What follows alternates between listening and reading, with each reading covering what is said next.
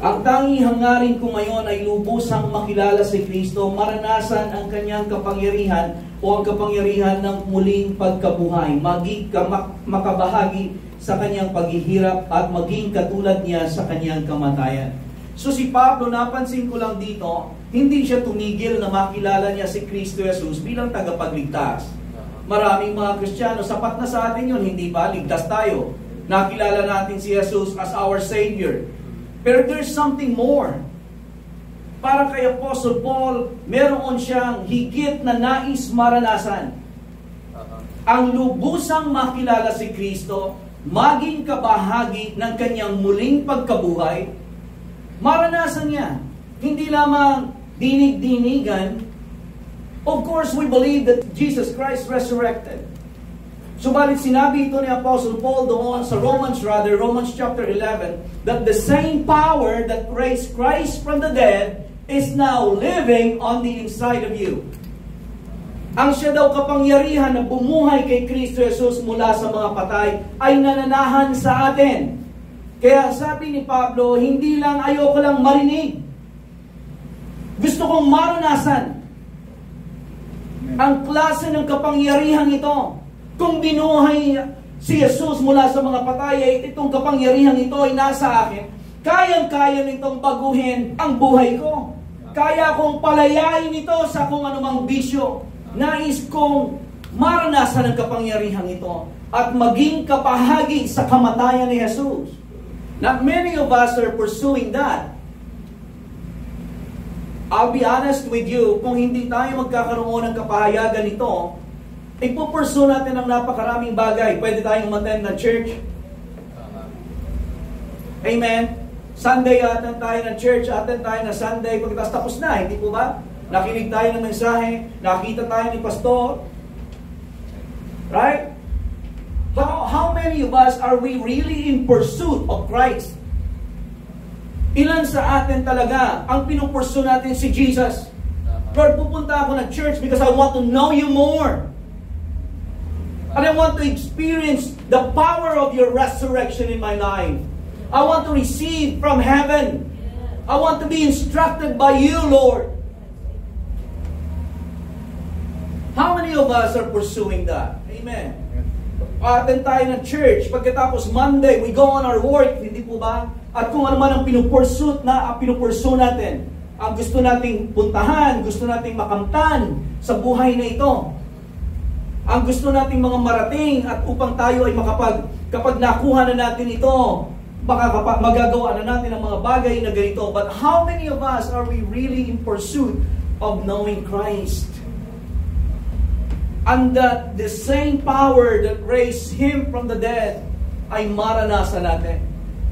And then, sa buhay natin, na maranasan na maibigay natin ang buhay natin para sa sanlibutan ito. Na para makita ng tao ang tunay na layunin ng buhay. And I suggest to you, ito yung tunay na purpose ng buhay. Ang bagay na ito ay hindi pursuit ng buhay mo. You're missing a whole lot in this life. Kung ang pursuit mo ay pera, ang pursuit mo ay trabaho, ang pursuit mo ay career, at hindi mo pinupursu una na si Kristo, right? Nagkakamali ka ng pursuit mo. Hindi yan ang purpose ng buhay. Ang purpose ng buhay mo ay makilala si Kristo at salamat na nakilala na natin. Subalit hindi tayo tumitigil doon na lalo nating makilala si Jesus. Pangalawang tanong, ano ang plano ng Diyos sa buhay mo? Ito yung isang bagay na dapat masagot mo sa sarili mo. Ano ang plano ng Diyos sa buhay mo? Ano ang plano ng Diyos? If there is a God, and there is a God, and He is a God of purpose, and I have a purpose, what is my purpose? Isang tanong na dapat makita ng bawat tao. Ano ang layunin ko sa buhay? Ang plano ng Diyos sa buhay mo, hindi lamang maging kabahagi ng church. Hindi yan ang plano ng Diyos sa'yo, pumunta ka lang dito every Sunday. Pag kumanta, taas din ang kamay, kanta-kanta. Ay, hindi lang yan ang plano ng Diyos sa buhay natin. Hindi yan ang pangunahin. Ang plano ng Diyos sa buhay mo ay lumago ka sa pagkakilala kay Kristo Jesus at malakaran mo ang pagkatawag niya sa buhay mo. This is what we must pursue in life. And that's very important. Kung nagsusulat kayo, isulat ninyo, ilagay ninyo doon sa kwarto ninyo, anong purpose ng buhay mo? Ang purpose ng buhay mo, makilala si Kristo. Lumago ka sa pagkakilala niyan. Yan yung gustong mangyari ng Diyos sa buhay mo. Right? At eventually, lakaran mo ang pagkatawag ni Jesus sa buhay mo. Una, nakilala natin siya bilang Panginoon at tagapagligtas, na siya ay namatay sa krus sa Kalbaryo para sa ating kasalanan, pero hindi nagtapos doon. Hindi natin nakita lamang ang kamatayan ni Jesus para sa ating kasalanan, kundi dapat nating maranasan ang kapangyarihan ng kanyang resurrection. At maging bahagi sa kanyang kamatayan. Right? In short, ikaw ay lalakad kasama ni Kristo. Lalago ka sa pagkakilala sa Kanya. Sa relasyon mo sa Panginoon, makikipag-usap ka sa Panginoon. Aalamin mo ang Kanyang katangian sa Biblia. Paano niya in-address ang mga bagay sa pamamagitan ng salita ng Diyos. Lalago ka sa pagkakilala mo sa Kanya. Ay, Panginoon, ganito ka pala. Ganito pala ito. At ipapaliwanag sa iyo ng Panginoon. Tuturuan ka ng Panginoon sa pamamagitan ng Kanyang Espiritu. At habang ikaw ay lumalago sa pagkakilala mo sa Diyos, tatawagin ka ng Diyos. Tatawagin ka ni Jesus. Ipapakita niya sa iyo, ito yung ipagagawa ko sa iyo. Pero maliban na ikaw ay lumakad kasama niya, right? At lumago sa pagkakilala sa Kanya, hindi mo makikita ang plano niya sa buhay mo. I-figure mo lang yon sa sarili mo. Because the plan of God comes by revelation. And revelation, tandaan niyo ito mga kapatid, revelation will always come from a relationship. Right? Ang kapahayagan ay nanggagaling sa ating pakikipag-commune sa Diyos. Ang revelation ay hindi nanggagaling sa ating impormasyon. Magkaiba yun. Magkakaroon ka ng kapahayagan sa pamamagitan ng iyong relasyon kung paano ka nakikipag-commune sa ating Panginoon. And then God will reveal things in your spirit. Amen. Subalit ang sinasabi ko that as you grow, habang ikaw ay lumalakad sa Panginoon sa paglago, ito yung bagay na pinupursu mo.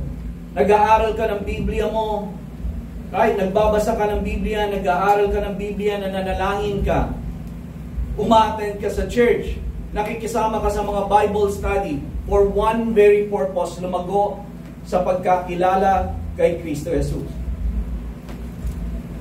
Habang ikaw ay lumalago, eventually, maririnig mo ang tinig ng Panginoon, tatawagin ka niya doon sa particular na purpose na binigay niya sa iyo. Ito yung ipagagawa ko sa iyo. Right? At ito yung ipufulfill mo. Philippians chapter 3, kung babasahin natin yan 1 hanggang 16, mas maganda. Kung gusto niyo gawin natin assignment, basahin niyo Philippians chapter 3 verse 1 to up to 16, mabibless kayo. At dito sa kahit na doon lamang sa Philippians chapter 3 verse 7 to 15 or 16, makikita ninyo ang isang pattern. So dito sa 7 hanggang 12 or 7 to 10 ay nakita natin kung anong bagay ang pinakamahalaga. Hindi po ba nasusundan pa po ninyo ako? Ang bagay na pinakamahalaga sa mundong ito, para kay Pablo, itinuring kong lahat na basahan, rubbish, in order that I may gain Christ, that I may know Him. Right? Makilala ko siya ng lubos pa, ng higit pa, and the power of His resurrection. Yun yung pinakamahalagang bagay sa buhay. Pero ang sumunod, Philippians chapter 3, 12 to 15, ay makikita ninyo ang isang pattern. So nakita niya kung ano ang pinakamahalaga. Kaya sa verse 12, makikita ninyo ang pattern. I-share ko sa inyo ang 5 pattern na kung paano niya pinursu itong isang bagay na ito. Basahin natin ang Philippians chapter 2:12-16. Not that I have already attained or am perfected, but I press on. Right? So si Pablo, nagpe-press on. Anong purpose niya? That I may know Christ. And that I may know Him even more deeply and intimately. To this I press on, that I may lay hold for that which Christ Jesus has also laid hold of me. Ito yung bagay na kung bakit nagpakita ang Panginoong Hesus sa kanya? Bakit siya kinuha o nagpakilala si Hesus? Para dito sa isang bagay nito, ano yon? Yung bagay na makilala mo ako at malakaran mo ang plano ko sa buhay mo. Ito yung bakit kita tinawag. Bakit ako nagpakita sa iyo sa road of Damascus? Sabi niya pa, verse 13, Brethren, I do not count myself to have apprehended, but one thing I do, forgetting those things which are behind, reaching forward to those things which are ahead, I press toward the goal for the prize of the upward call of God in Christ Jesus. 15, Therefore let us as many who are mature have this mind, that if anything you think otherwise, God will reveal this even to you. So ibabahagi ko sa atin ang 5 bagay na naging pattern ni Paul. Kung nakita niya ang anong pinakamahalagang bagay, according yan sa Bible ha, biblically speaking, nakita niya kung ano ang pinakamahalagang bagay. Ang tawag ko dito, the pattern to the pursuit of purpose. Sa Tagalog, pattern na dapat nating sundan sa paghawak o upang makamtan ang pinakamahalagang bagay sa buhay. 5 ang i-share ko sa inyo kasi ito yung pursuit natin. Makilala si Jesus. And I pray mga kapatid na makuha natin ito. Ito lang ang makuha natin. I really believe this. I strongly believe this. Na ang tao, kapag hindi niya nakita ito, na ang purpose ng buhay niya is to know Christ and to grow in that knowledge of Jesus Christ and to walk in fulfilling God's purpose for his life. Namimiss niya ang buhay. Hindi niya na ipapamuhay ang totoong buhay at tunay na buhay. Number 1, recognize where you are. Dapat mong makita kung nasaan ka. Sabi ni Apostol Pablo, not that I have already attained or am already perfected, but I press on. Dapat mong makita na hindi ka pa nakarating. Hindi mo alam lahat-lahat. Hindi mo kilala si Kristo ng kompleto na. Ang pagkakilala mo sa Kanya ay kapiraso pa lang na dapat mong pagpursigihan na lalo pang lumalim. Ang sabi ni Apostol Pablo ay ganito, when I was a child, I thought like a child. Ang pag-iisip ko ay bata, I speak like a child. Ang tinutukoy niya sa mundong ito, ang pagkakilala natin sa ating Panginoong Jesucristo, although sufficient para sa buhay na ito, yet Christ is more deeper than that. Right? So dapat nating malaman na ito ay hiwala siya sa taon ng pagiging Kristiyano mo. Maraming mga Kristiyano ang ganyan, alam ko na yan. Right? But you have to know where you are. Dapat malaman mo kung nasaan ka. Nasaan ka nga ba? Ang ibig sabihin, hindi ka pa nakakarating. Hindi mo pagganap at lubusang nakilala si Jesus. At kung sasabihin mo na meron na akong sapat na experience na paglakad kay Kristo Jesus at medyo malalim na ang aming pinagsamahan sa buhay na ito, yet there is always room to grow in your knowledge of who Jesus Christ is. There is always room to grow. That is why you have to know where you are. And that is why you have to always be seeking, Lord, every day. Fill me, Lord, with the knowledge of your will, in all wisdom and spiritual understanding, that I may walk worthy of you, Lord. Kasi ang alam ko kahapon ay mediocrity na sa ngayon. Right? Kung ano ang alam ko kahapon, Panginoon, kakulangan na sa kung ano ang dapat kong malaman sa ngayon. Right? Minsan tayo ay nagdidwell tayo doon sa mga kaalaman natin kahapon, hindi po ba? at akala natin sapat na, pero ang bawat araw, ang kahapong alam mo ay hindi na sapat para sa pagkaunawa na dapat mong maunawaan patungkol kay Jesus sa ngayon. Sa araw na ito, and you have to be growing in that relationship with Christ in every day of your life. Hindi ka namumuhay sa mana kahapon o sa tinapay. Right? Isa yun sa pinapakita ng Panginoon sa atin. Diba sabi ng Panginoon na man shall not live by bread alone, but by every word that comes out of the mouth of God. Right? Sinabi ng ating Panginoong Jesus ang ganito. Sabi niya, I am the bread of life. Kinumpara niya ang kanyang sarili sa tinapay. Ang isa sa kagandahan nito sa tinapay o pagkain, halimbawa, tinapay. Ang tinapay o ang pandesal ay maganda lang sa ngayon. Nasusunod pa po ba ninyo ako? Bukas matigas na yan. Hindi mo na magugustuhan. Right? May pagkain kang napakasarap ngayon, kahit pizza o ano man yan na gustong-gusto mo. Bukas, kapag hindi mo nilagay sa rep yan, panis na. Narito pa po ba kayo? Yung ibig sabihin kung ano ang alam mo kahapon ay hindi yan sapat para ma-sustain sa ngayon.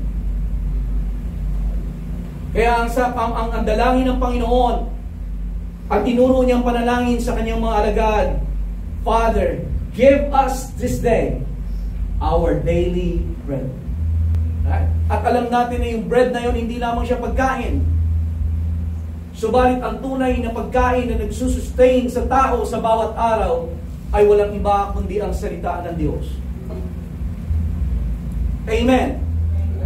Recognize where you are. Sa araw na ito, maaaring gumawa ang Panginoon sa buhay natin nung nakaraan. But praise the Lord! Sa araw na ito, you must pursue a relationship with Christ. Ito ang dahilan kung bakit kailangan mong buksan ang Biblia mo sa bawat araw. Narito pa po ba kayo? Nasusundan niyo pa po ako? Right? Na makita natin ang pangangailangan natin sa bawat araw sa salita ng Diyos.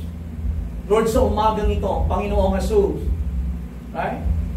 Kausapin natin ang Panginoong Jesus. Kung tapos ka na manalangin yung ibawan, ipagpasalamat mo ng araw, but every day, sa bawat sandali ng buhay mo, kahit ikaw ay nagkakape, ikaw ay kung saan ka man, pupunta ka sa labas, halimbawa, right? Do not forget that you have a walk with Christ. Amen. Huwag mong kalimutan na meron kang relasyon sa Panginoon. You have to always be aware of His presence in your life. Amen. Doon ka lalago. Kaya ka magbabasa ng Biblia, kaya ka mananalangin. Dahilan sa gusto mong makilala pa ng higit si Kristo Jesus sa buhay mo. At sa pamamagitan ng ganon, nalilid ka ng Panginoon kung saan Kanya dadalhin. Hindi kada Sunday lamang tayo nasa church. Aware tayo of Jesus, aware tayo of God's presence and of the Holy Spirit. Pero Monday, Tuesday, Wednesday, Thursday, Friday, anong awareness natin? Are we aware of God's presence? Are we pursuing that relationship with Jesus? Number 2, leave the past behind. At kapatid, huwag mong isipin na para ito doon sa mga kasama mo na namumuhay pa 10 years ago sa kanilang mga victory. Para sa ito, sabihin mo sa katabi mo, para sa ito. Right? Leave the past behind. Sabi ni Paul, Brethren, I do not count myself to have apprehended, but, ano yung naka-highlight? But, one thing I do. How many things? One thing I do. Forgetting those things which are behind and reaching forward to those things which are ahead. Kung titignan mo yan, pag may and, ibig sabihin yan dalawa. Halimbawa, Mecca and Nini.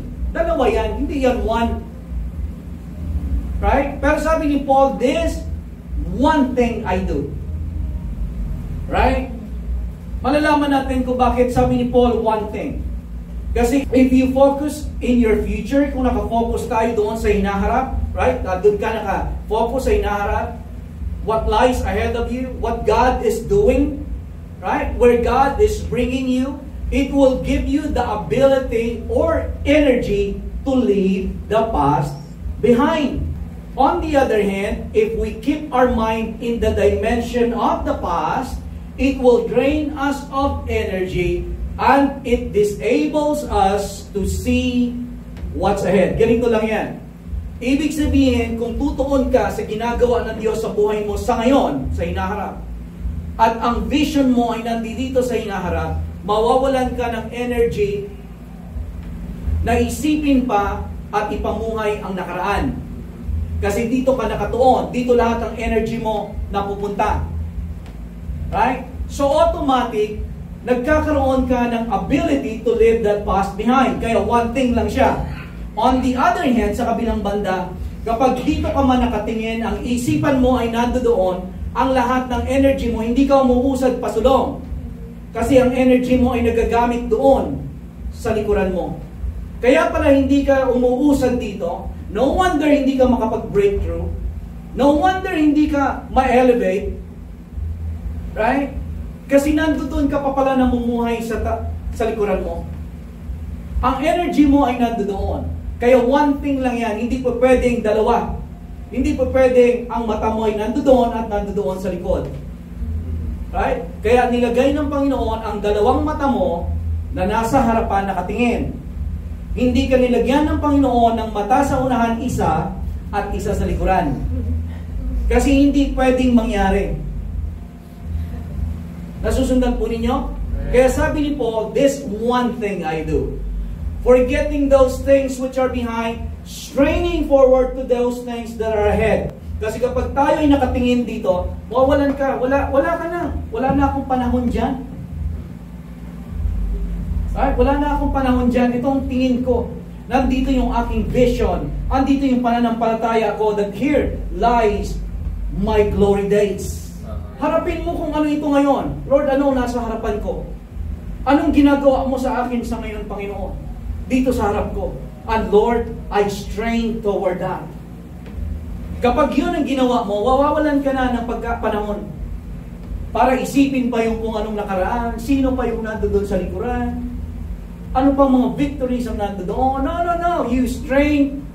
Lord, I want to know you more. And the power of your resurrection. Lord, I want to walk with you. I want to see you at work in my life. I want to be used by you mightily in this generation.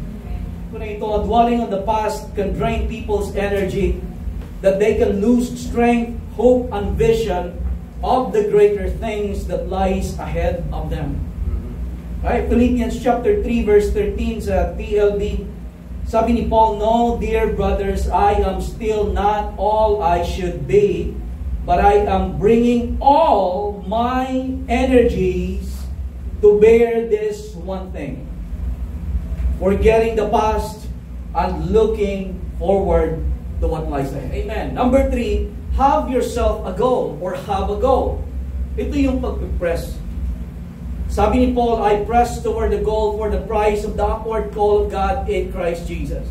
Merong sinabi ng ganito sa Matthew chapter 6:25.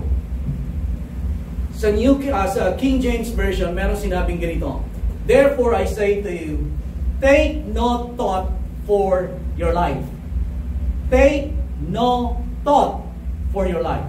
So ibig ba sabihin niya, akala ko ba na, Lord, take no thought of my life.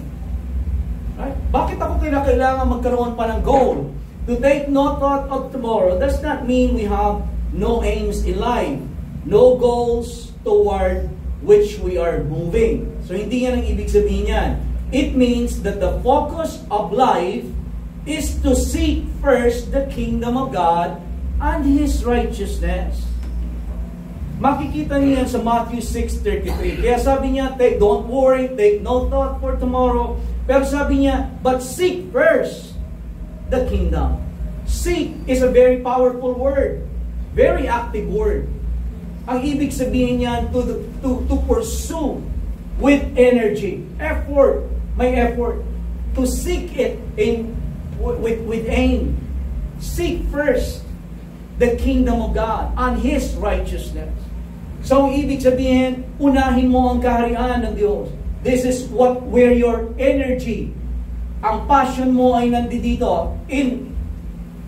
Ang ibig sabihin pa niyan, to seek first the kingdom of God and His righteousness.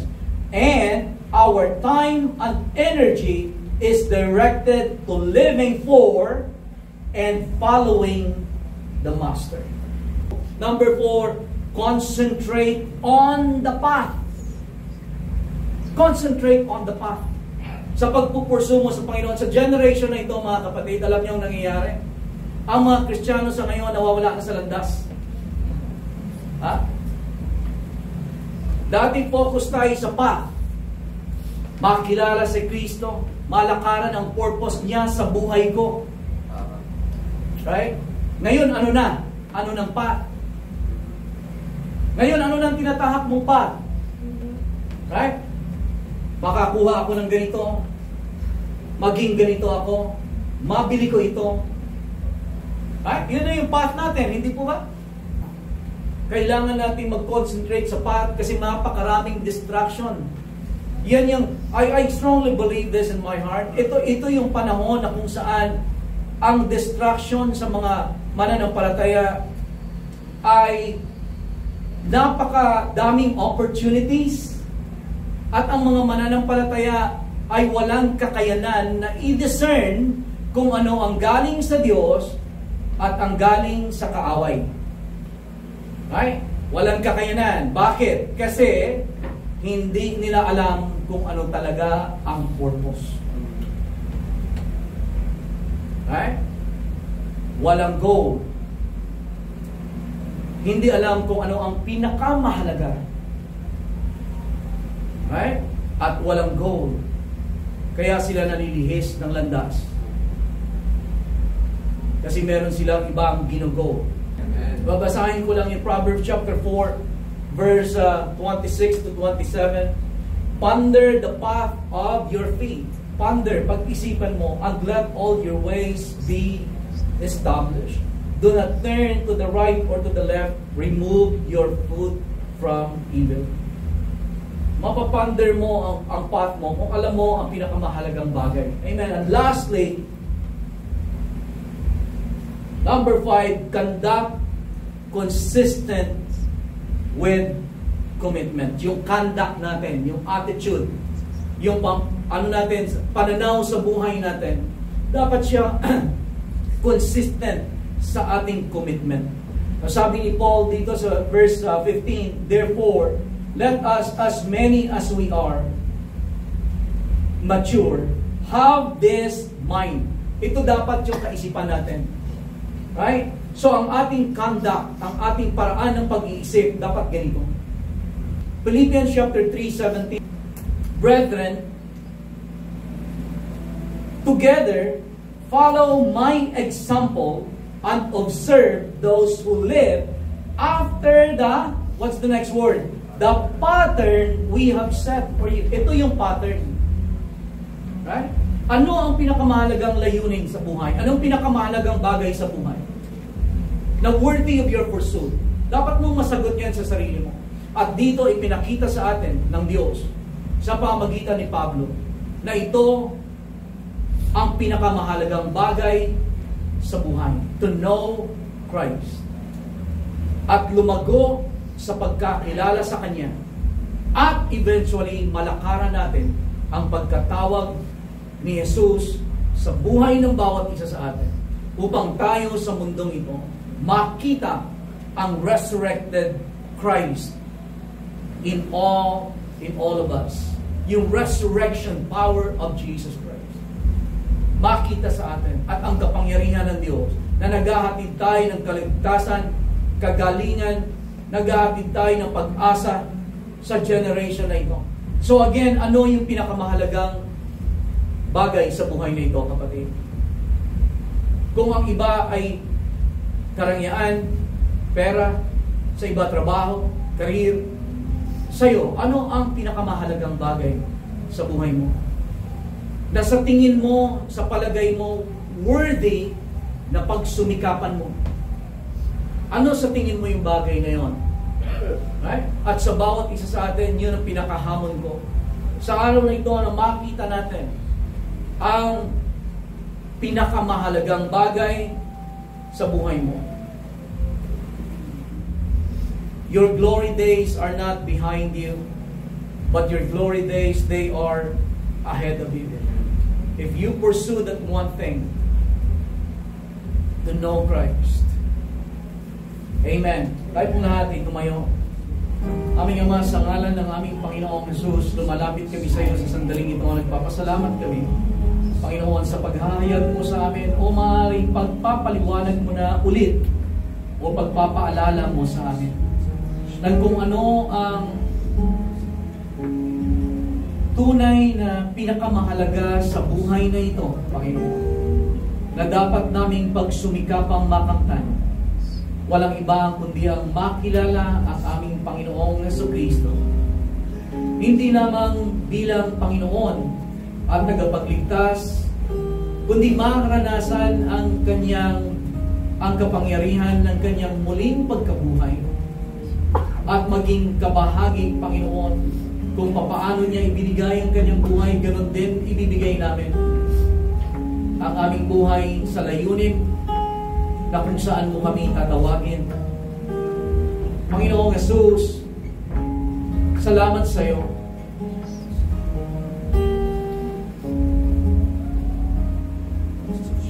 Tulungan mo kami sa pamamagitan ng iyong Santong Espiritu na maipamuhay ang aming narinig, natutunan, napag-aralan sa araw na ito. Lord, tulungan mo ang bawat isa sa amin na tunay na maging asin at ilaw ng sanlibutan. Tulungan mo kami, Panginoon, na maipamuhay ang aming buhay ng katulad ng aming Panginoong Jesus sa kapangyarihan ng Santong Espiritu. Aming Ama, nagpapasalamat kami sa iyo. Pinupuri ka namin, pinapasalamatan. Sa ngalan ni Jesus, lahat po tayo magsabi na